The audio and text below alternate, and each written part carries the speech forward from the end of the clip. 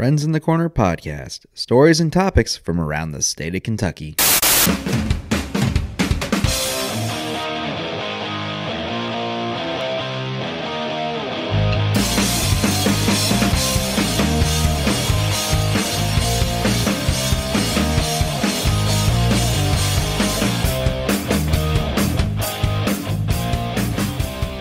Welcome into the show, everybody. This is Dan Polly coming to you from beautiful Lexington, Kentucky.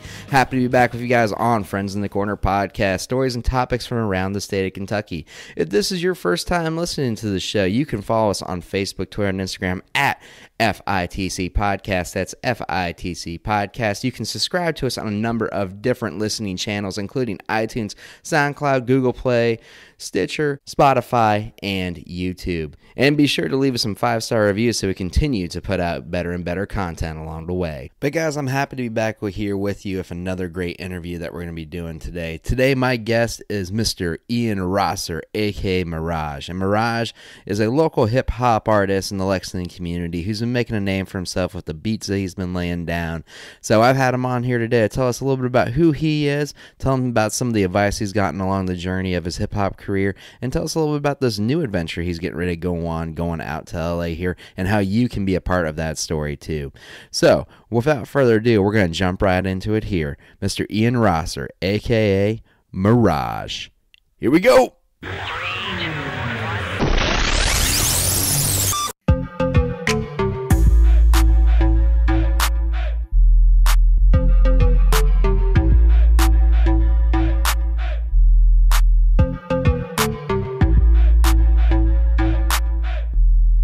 Ian, how you doing, my friend? Doing good, man. Glad to be here. MIRAAGE, local rapper here in the Lexington, Kentucky area. Ian, I'm excited to have you on the show here, and I know that our paths have kind of crossed in a few different ways over the last couple of years here. We've been a part of a church group here in the Lexington area called TND, Thursday Night Dinner, for a couple of years, and now we finally get to just sit down and get to know each other a little bit, get to talk here a little bit about your rap career and kind of see where things go, man. So very happy to have you on, brother. Definitely, man. Glad to be here. And yeah, I had no idea you had a podcast. So when I found out, I was like, yeah, I'll definitely come on, man. Awesome, man. Show support, show love, definitely. Awesome, man. Well, happy to have you on. And just for my listener audience here, can you tell us a little about who you are and about where you're from? Sure. So my name's Ian. I go by MIRAAGE. That's my rap name. From here in Lexington. And I was born here, raised here for the most part. You've been up here for a while, and you said you've grown up here and stuff like that. So tell us a little bit about what got you into rapping. Yeah, absolutely. So basically, when I was coming up in high school and stuff like that, a lot of the stuff that was playing was like Soulja Boy had just came out, and like some of these rappers that came out that were like that. And I was like seeing Nas, who is like the king of hip hop in my earlier years. He put out an album called Hip Hop Is Dead.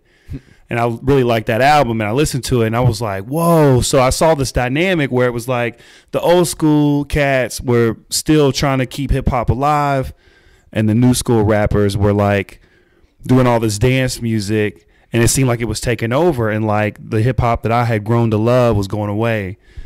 And there was this new artist that came out around that time that was kind of changing the dynamic a little bit because he was new and he wasn't this old school guy like Nas. So his name was Lupe Fiasco. Oh, I love Lupe. Yeah, and he came out with Food and Liquor. That was his first album. And when he dropped that, and I saw the video with him and Kanye, and I was like, whoa. And then, of course, Kanye at the time was doing a lot of stuff.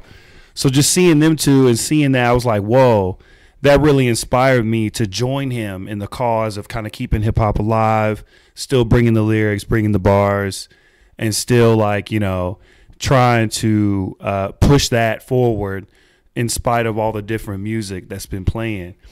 And that's no knock to dance music, of course, but it was just like, it felt like it was really oversaturated during that time. So having the lyricism and stuff still be alive and pushed, and someone new like Lupe was really inspiring. And so soon after that, he came out with this track called Dumb It Down, and it was sick. I mean, it was just straight bars. Like he was just rapping and it was very intellectual and you had to really think about what he was saying and you had to like kind of decode it almost. And the chorus was like, they want me to dumb it down and I won't do it. So it was like they want him to be commercialized. They want him to, you know, just kind of dumb down his message, but he's trying to intellectually raise the culture to a certain standpoint. So he was like, I'm not going to bend. So I would say the combination of the two events, the Soulja Boy and then the Lupe, you know, those two things were like, whoa, like I really want to do this. Now, when I first started out, I was trash. Like I was horrible. Were you in high school? Yeah, in high school. Okay. And excuse me, I had dabbled a little bit before high school, but I mean, I had no idea what I was doing. But in high school, it was like, it was the thing to be, talk about rap or talk about drugs or talk about killing or stuff that you never do before. Right. And I was like, stuff you look back, like you're going to listen to that same song 20 years later, like, what the hell was I listening to? So I did that for a while and was like, man, this just isn't me. Like, I don't want to do this. And so then I didn't, not to mention I didn't have the technical skill, like to stay on rhythm, to write different bars and stuff like that. So I just put my time in studying, you know, studying the greats, studying the Jay-Z's, the Lupes. I listened to a lot of Method Man, a lot of Wu-Tang, a lot of Redman. And that's kind of my foundation. That's where I found there was this whole, you know, this whole conglomerate of artists that were doing the music that I was aspiring to do. So I just studied them and then just put my time in, wrote lyrics, wrote bars, couldn't really move my tongue certain ways to do the intricate different things in some of my music that I can do now. So it's amazing to see the growth from some of those old songs to now. I wish I still had them because then I could like put them on blast and be like, listen to this garbage. Watch the growth of watch the growth of Ian to Mirage. So, it was definitely a growth period. So, and you've talked about kind of creating your own content. You've talked about, you know, creating your own bars. So what is it that inspired you to write the lyrics that you have for your music? Sure, yeah. So it came from many different things. When I first started out, I was just kind of just rapping to rap, you know, outside of the inspiration of the Soulja Boy and that thing I talked about before. It was just kind of writing and just trying to feel my way through it and writing about various topics, cars, women, whatever. And then, you know, once I got that push inside to just really start writing about me and my story and being inspired by Kanye, you know, Kanye was a backpack rapper turned, you know, talking about real life and problems and growing up in Chicago instead of like the glamorized drug use and stuff like that. So I kind of took his model and kind of followed that. And then, you know, I went to college, stuff like that, moving forward in life, and ran into a friend of mine who's now like one of my best friends. And he was like, dude, like, this is a gift. Like, this is not just something you do. This is who you are, essentially. And I really just sat and thought about that. And it was like, wow, you know, this music can impact people and can really change lives. And this is my way to touch the world and leave my mark. And so I kind of found that out in college and had a little bit more technical skill then, but I couldn't write a chorus to save my life. So I was really good at doing the, you know, lyrical miracle in your swimming pool. But I couldn't hook the audience to get them to listen to the full song and care about the lyrics that are inside. So then it was like I went on a journey to learn how to write choruses and how to write songs and then how to write hits to try to really captivate people, get people to care about the beat and the lyrics and the chorus and the voice and the singing and everything that you can bring to the table to hook them to actually care about the words inside. And then really my biggest success with that was Level Up.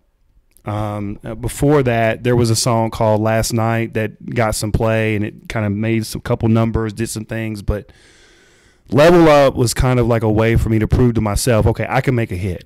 I put it out in 2017 and I don't know, it was the beat was really cool and I liked it and I wrote to it. It took me like 2 days. And I really felt something. I was like, man, this feels different. Like, it feels like this is something big. You know, I feel like this can really be big.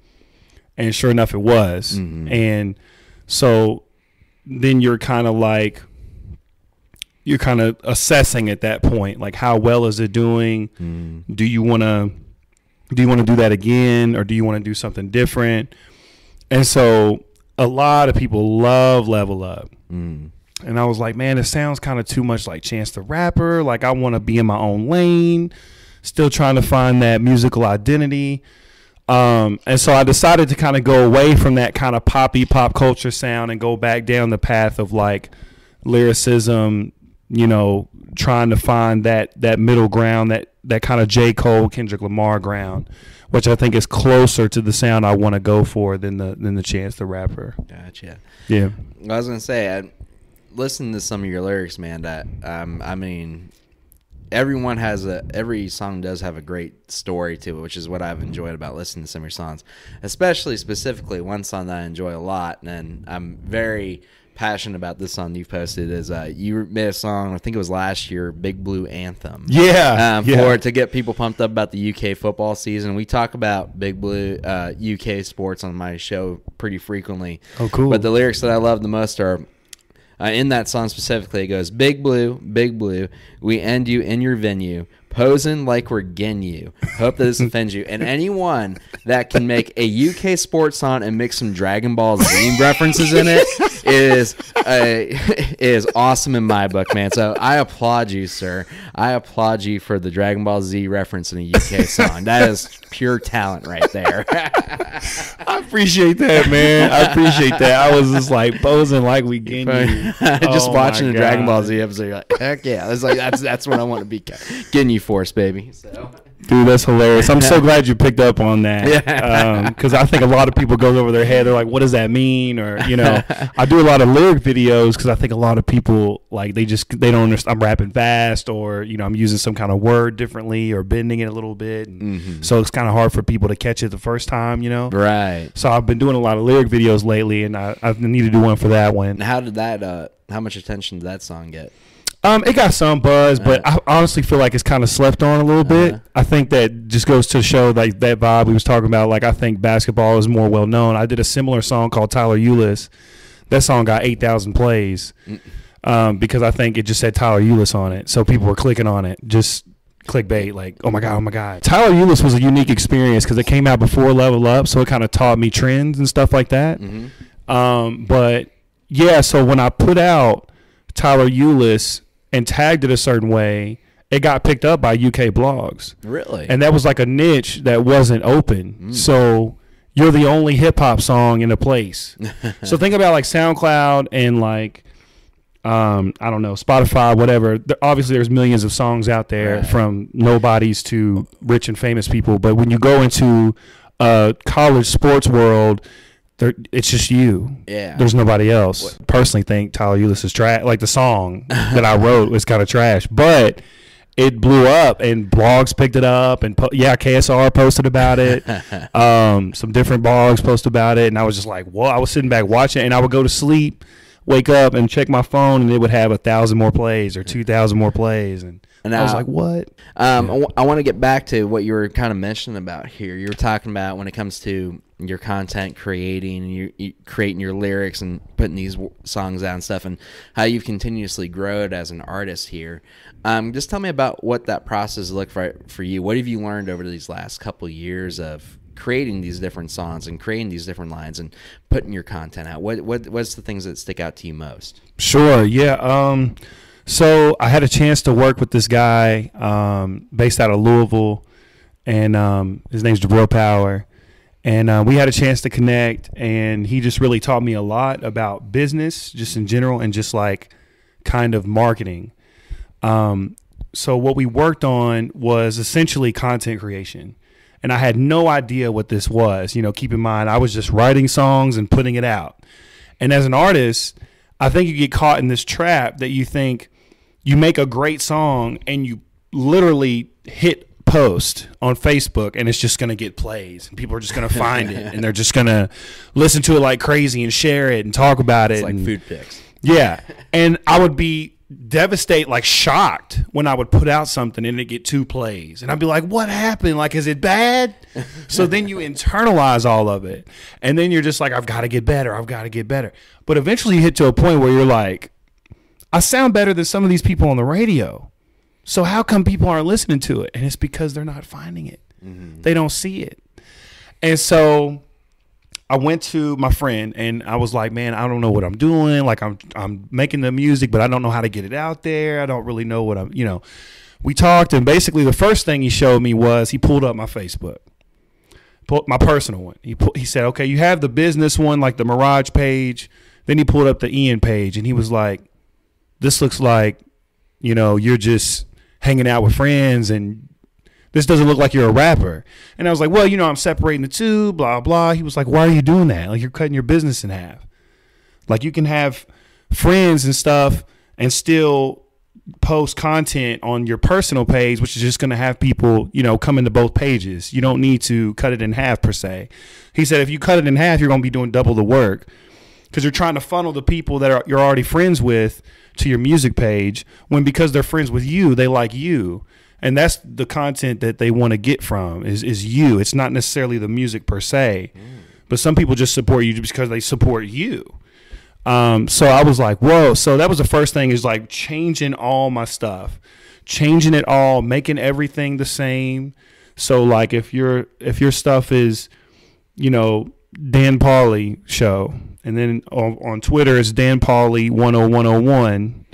And then, on Instagram, it's Dan Pauly, the blue cat called me, or whatever, and it's you're creating different personalities for yourself through that way. Right. And then people are struggling to find out, well, which one is him and is this the right guy? And when everything is the same, then people are like, okay, this is what it is. And then Google also does that too. They track that too. So now all of a sudden you have SEO presence. So, which is search engine optimization. Excuse me. So then all of a sudden when people Google your name, it comes up.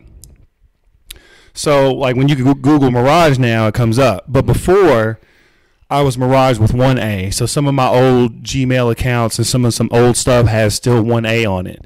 But I went to two A's because it was so competitive with one A. You got the Mirage Hotel in Las Vegas. You got all these different Mirages. There was some other artists that are Mirage. So it was like having that second A was like after all I've been through, this is the product. That was the whole meaning behind it. And then also it had the being able to be branded. People spell their names differently all the time, different artists. Right. So I was like, yeah, this is going to be, because I didn't want to go away from that, because I have friends that call me Mirage. They don't even say, hey, Ian, what's up? Ian, they just know Mirage. Yeah, they say, hey, Mirage, what's up? Like they call that like that's my name. So it's like I can't just be changing it because then everybody's going to be confused. And this talking about years of branding to get it back up to where Mirage was, because I've been Mirage since like my freshman, sophomore year of college. So it was like, okay, I stuck with Mirage, added an A. And then like I said, so anyway, back to the point, my friend is showing me content creation and showing me how to create content. I had no idea what that even means. And that just means obviously you're not going to put out a song every day. I mean, it would be really hard to do that. But it's like you could show people what you're working on. He had me read a book by Austin Kleon called, there's one called Stealing Like an Artist, and then there's another one called Show Your Work. And I read the Show Your Work. I need to get Stealing Like an Artist. But basically, he talks about in the book, and it was a, bestseller, New York Times bestseller. But basically, he talks about showing the behind the scenes, showing what you're doing, how you're creating your content, how are you getting ideas. Maybe if you do music, you're showing the studio, you're showing the microphone you bought, you're showing the shoes you bought because you're about to go perform, you're showing like the kind of behind the scenes stuff. And then you're showing different so it could be pictures, it could be videos, it could be, and then once you do it for a while, I've almost been doing it for a full year now. So now you can go back and I can see data and I can see, okay, this post got more likes than this post. Well, why? Well, let's really analyze what I found just looking at my own data is that a lot of people like to see me actively rapping. Shocker. So they like it when I have a video and I'm rapping on the video, whether it's an open mic, whether it's whatever. So I started doing these free verse Fridays where I ask people what beats do they want me to do. They tell me the beat. And I write a quick verse to it on Friday, and I record it on my camera, and then I put it out. and people love it. And it's been, people share it and they talk about it. They go, hey, do this beat this week, do this beat this. So, you know, it's some engagement, it's some learning, and then it's some execution.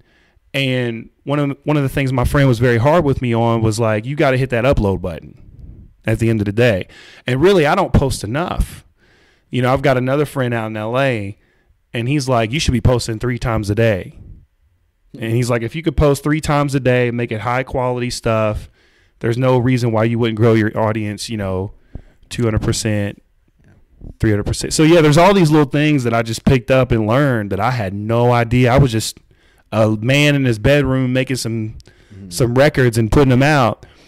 But in order to actually get out there, and it works because I have friends, people who they see me every now and then, but all of a sudden I'm posting every day. So people are like, what is this? What's going on?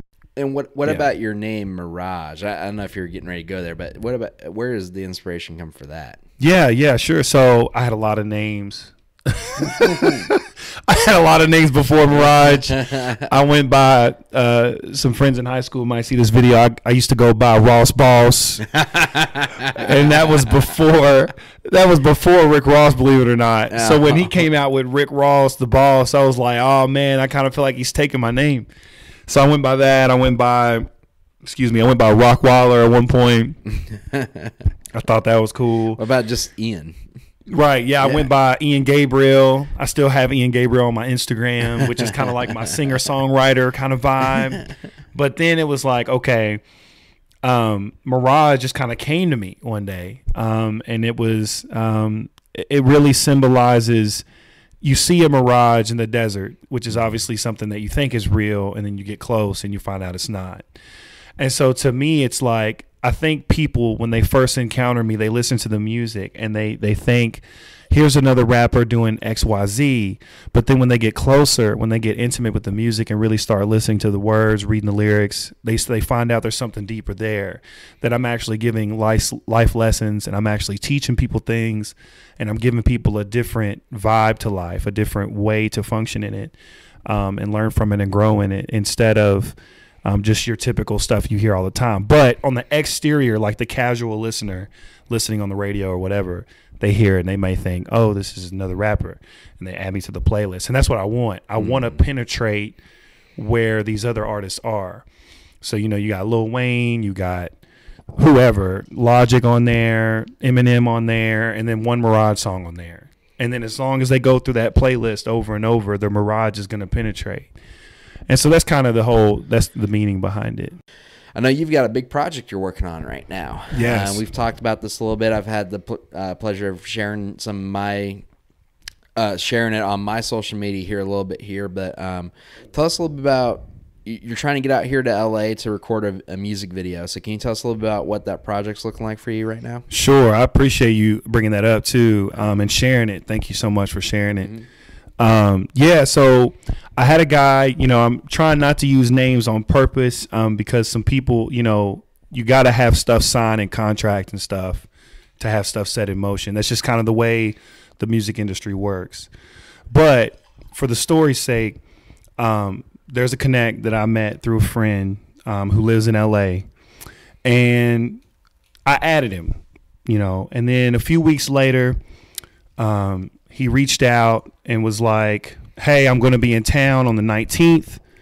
You know, maybe we can link up and talk. He was like, I can give you some tips. He was like, I can't really take on new clients, but I can just talk to you and tell you what's what. I was like, cool. I posted something on Facebook about, you know, I need a manager bad or whatever, just trying to balance everything and scheduling. And he saw that and commented on it. So anyway, fast forward, he comes, we go to Keeneland, we hang out for a couple hours. So we met in person. And he's really cool. We had a chance to talk, and he explained what he does for one of my friends who's also a rapper here in Lexington. And, you know, my friend is shooting, you know, videos out in LA and got all these connections and doing all this stuff. And I was just like, how are you doing that, you know? And so he told me the story. And then, you know, we just hung out that time. So then he flew back to LA the next day. We just hung out. We kicked it. And I kind of had this idea in the back of my head, but I was like, I'm going to wait because, you know, I don't really know him. That was our first time meeting and talking and spending time with each other. So I just kind of let the relationship sit. And then 2-3 weeks later, I put out Thanos, and then I put out Skirt Skirt. And then I had this idea. I was like, man, I really would like to shoot the music video for Skirt Skirt in LA. And I know he has a connection to a videographer who shoots for Atlantic Records, which is a huge record company. Yeah. That's like, you know, I'm trying to remember who signed there. I know Jack Harlow from Louisville signed there. I mean, all kinds of different artists, R&B, all kinds of stuff. So I was like, whoa, you know, this could be huge. And I've seen the quality of the videos because my friend shot videos with him. So the quality is like through the roof. Can you name the videographer, or is that? No, I can't name it. Okay, just thought I'd get you. Just see what I can do for you. Yeah, I can't drop the name. And once we get the money, that GoFundMe going, we'll talk about that here in a minute. But keep going. Sorry about that. Yeah, no, you're fine. You're fine. No, I wish I could drop the name. I actually asked my connection in LA to drop names, and he recommended I not do that. Okay. Just because, you know, you got to have stuff set in stone, and with him being so busy in LA, shooting all these videos for all these famous artists and stuff, and it's like putting his name on something that we're not even sure if I want to be able to raise the money yet. It would just create a whole bunch of chaos on that end of the spectrum. So, but he makes some good stuff. Yeah, yeah, like amazing quality work. And so I had a chance to see his work. You know, I actually reached out to him. He's from Kentucky, so I had a chance to reach out to him. Really? And he didn't get back because he's not the type of person to get back now, because he's all over the world essentially, shooting videos. So, but yeah, so I knew he had this connection. So I reached out, and I wasn't going to ask for anything like that. I'm really big on, you got to work for it. You got to earn it. So I was like, how much money would I have to raise or bring to the table in order to do a video, same kind of quality in LA? And first he told me $4,000. And I was like, okay, man, thank you for your time, kind of deal. Like, appreciate it. No way I can raise $4,000. Have a good day. And then he was like, if you can get it to like about 2,500, I can make some things happen. And then he said, now that's me pulling miracles on my end. So he's like, and that's, you know, you kind of aligning with some other projects I have going on, I can make something happen. But he was like, you need to understand, this is like cheap, because, excuse me, apparently he charges like $15,000 per video for like our Atlantic Records people. So like Jack Harlow, who's famous, if you see any of his videos, he's probably paying $15,000 per video to do that stuff. And, he's cutting you a big deal to come out to LA and shoot a video the same quality. Yeah. Crazy. So, and he's busy, you know, and he's working with people that sound like Rihanna and who knows who else. So it's like, okay, cool. So then I decided, you know what, I don't have that kind of money. So it's like, why don't I try to raise it? I've never done a GoFundMe before. I've never done it. I looked at Kickstarter, I looked at Indiegogo, and they kind of have their pros and cons. And I decided GoFundMe was probably the best option. So I went with that. And like I said, it's my first time doing it. I shot a video just kind of explaining what it's a little bit about. Some people have actually asked me, is this a scam? Like, is this real? And I'm like, no, this is legit. Like, I met the guy in person. We went to Keeneland, like, bought him a drink. We hung out. We talked. Like, he is real. And, you know, I've seen him inside the videos that my friend shot, you know, so he's, you know, this is all legit. It's just one of those things, unfortunately, where in the business world, in the music industry, you got to have money to make money. You got to come to the table with something. You can't come out empty-handed, reaching out and expect to get something in return. And that's just the way the business world works. You know, it's like about return on investment. So it's like he had seen my content. He had seen my movement. He had seen the waves that I'm making. So he took interest, and he told me that when we met. He said, you know, you caught my attention, and he said, I'm a busy man. And so he said, as soon as I sat in the car, he said, play something. Play something good. And I was like, scrambling on my phone, play Thanos, play something else, play Level Up. I was like, I don't know what to play, like, because I'm nervous. He was just like, get in the car. We took his car. Like, it was very unusual, but it's very legit. He's a nice dude. We had a chance to connect, you know, and for him to take time to fly out from LA, busy schedule, he runs 2 companies, and to come here, you know, spent some time for a minute, get to talk, cut up, and then he flew back, and then still keeping in communication. You know, he's kind of like a mentor of mine now, just on the business world. He's not really affiliated with music per se. Like, he can't call Def Jam Records and be like, hey, I got this guy. He's more business savvy, understanding how to do business. And according to him, quote from him, music is not different from any other business. It's business at the end of the day. You find the people that want the product, and you find more people that want the product. You make the product.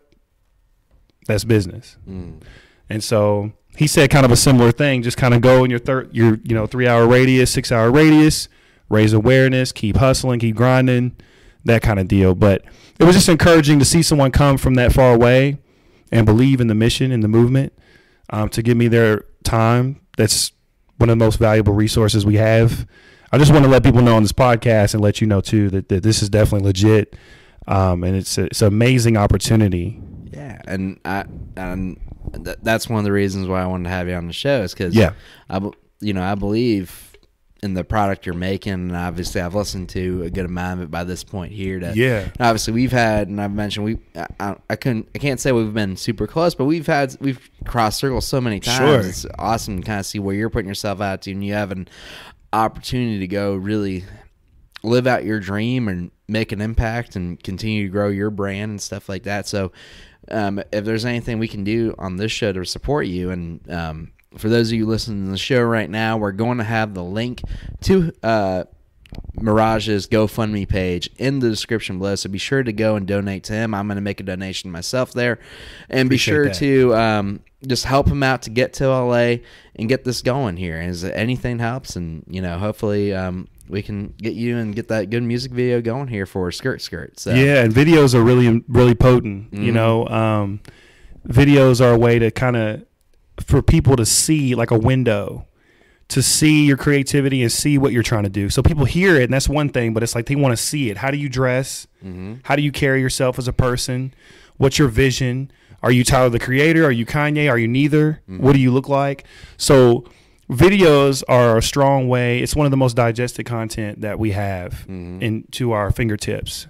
And so it's one of the things that really helps push the boundaries and kind of make you, it worked for me. It worked on me. That's how I found out about Fred. I mean, I had seen Fred perform here and there.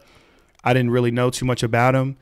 And then I knew he had skill. But then once I saw these videos, it's like, whoa.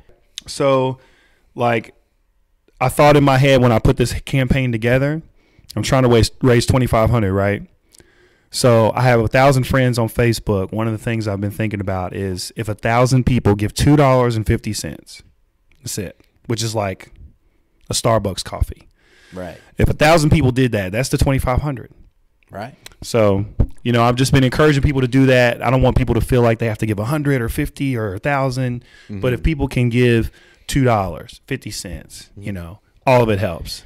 And he does, for those listening, have award tiers as well for people. I'm looking here at a couple different awards tiers if you go onto the page here for people who donate $5, $10, and stuff like that. So you're not just even donating just to not see it again, but even just get some stuff, be able to interact with someone if you'd like to be a part of the journey along the way. So Ian, if people want to follow you or connect with you, what's the best way to do that?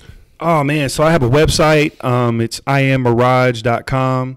Just I am, and then Mirage with 2 A's.com. And then I also have, Twitter, Instagram, Facebook, and it's Mirage on there with 2 A's. SoundCloud, Spotify, iTunes, Tidal, Google Play, Amazon Music. I mean, it's everywhere. And so the next project coming out is probably going to be an EP. I think it's time to really solidify what Mirage is and why should people care? And to me, that's the question I feel like I have to answer for the EP. And then next, I'm looking at an album. And then I want to take some time off and learn some instruments. I want to learn guitar and I want to learn piano. All right. So at least just the basic chords to put some stuff together. So I feel like that's kind of my next 1.5 to 2 years is what I'm planning on doing. A bunch of guitar players tell me 15 minutes a day. So anyway, I'm going to try to do that. And in the meantime, I'm going to do this video, Skirt. And then I got a Thanos video coming out, so a lot of people are waiting on that. Did you see the movie? Oh, Endgame? Endgame, yeah. Oh, absolutely. Dude, love it. Love it. Goodness. Is it going to be kind of centric around what happened in Endgame? Yeah. So Thanos is, the song's called Thanos, and I've got the Infinity Gauntlet. Oh, wow. So there's a lot of stuff with that, and it's going to be cool. It's a cool video. And then just kind of going from there. So keep grinding, keep growing the business, the brand, and trying to spread. So if you know someone that likes hip-hop, that likes lyricism, please show it to them. You know, show it to grandma, show it to, maybe you got a crazy grandma who likes Eminem or something. Show her some Mirage and maybe she'll like it. Yeah, awesome. Well, Mirage, I want to say thank you so much for coming on. Thank you so much, man. I'm blessed to be on your show. So much fun, man. So we definitely want to have you on again. Keep us up to date with what's going on here. Support him. Go to those social media pages he's talked about. Go donate to the GoFundMe, and man, we'll have you back on here for the roundtable when we start talking UK football. Dude, please call me up because I've got so many thoughts. Because Terry Wilson is going to be crazy this year. Touchdown, Terry, baby. Until next time, man. Thank you so much. Thank you so much, man. All right, and that's it for our interview with Mirage. I want to thank Ian for coming on, just telling us a little about him, telling about some of the advice he's been given during this journey through his hip-hop career and some of the stuff that he has coming down the pipeline. And listen, if you guys want to help support a local artist, if you want to help a guy's dream come true, if you just want to help Ian get out to LA to record that music video, the link to that GoFundMe is in the description. A little goes a long way if you want to make a donation to help him out there. Support local artists, support local content creators. That's just my push for today. Before we get going here also, I asked Ian if I could give my listener base a little taste of some of his content so you guys can get a feel for some of the music that he makes, and hopefully you guys might like it too and want to jump on the bandwagon here. So without further ado, let's listen to Mirage's latest hit, just in time for Endgames. This is Thanos.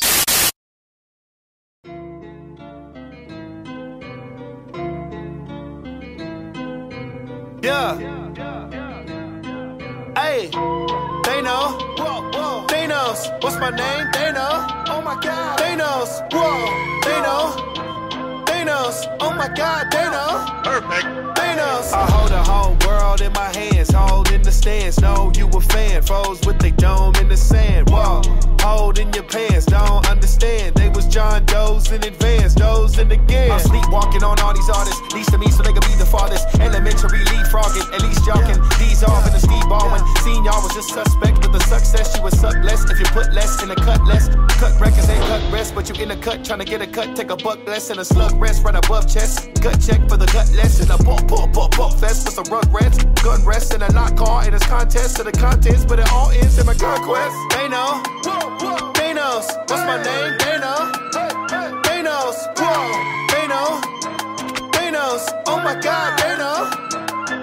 What am I doing? How do I cool it for all of my students? Look at my prudence, wonder what a tool is. I ain't never use it, man, with a movement, man, that's improvement. Yeah, I might crack, never had to move it. What I gotta move then? Guess it be the music. Yeah, I got the juices, you don't wanna choose this. I gotta be so ruthless. Anybody see where Ruth is? Hey. They know. Thanos, what's my name? They know. Thanos, whoa. They know. Thanos, oh my God, they know. On the track, I'm at growing bad it. Come back, we'll back up, combative. Might be, I might feed the addict. You and me is 3 mathematics. I'm 2 against the 1, it's automatic. Shouldn't be asleep up on the mattress. Bigger than it seems, a freak of catfish. See that I'm a beast, stand savage. Need to get a practice, you can get to the back of the back end of the wagon. Where the bags is, you ain't never had to keep up with the fastest. You molasses to the masses, and imagine. And a pastor, and a passes, and a passing. On a passes with a passion. Where your glasses need the classes for the classics. And I'm clashing with a passion up the batters that you gassing up. You don't even got the gassing up. To hop on and blast with us, you a passenger in the back of an Acura. Vernacular, you find it a ratchet club. Seem like you racking up. The rapper of Dracula. Get to the shine and back you up. They know. Thanos. What's my name? They know. Thanos. They know. Thanos. Oh my God. They know. Thanos.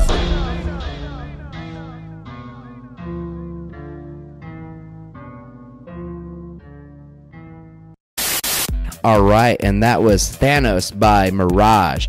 If you want to find that song and more, you can find it on SoundCloud and Spotify. Be sure to follow Mirage on Facebook, Twitter, and Instagram at I Am Mirage with 2 A's. You can also donate to his GoFundMe page. The link is in the description below. Also, while you're on social media, go and follow us as well. We're on Facebook, Twitter, and Instagram at FITC Podcast. That's FITC Podcast. We're on a number of different listening platforms, including iTunes, SoundCloud, Google Play, Stitcher, Spotify, and YouTube. Be sure to leave us reviews on all those platforms. And also be sure to email the show at friendsinthecorner@gmail.com. That's friendsinthecorner, altogether lowercase, @gmail.com. I just want to thank Ian again for coming on to the show here today, giving us a little taste of his music and what he's got going on in his life. Please support state artists, support those in Kentucky doing great things, and we will see you guys next time with another great interview. That's a wrap.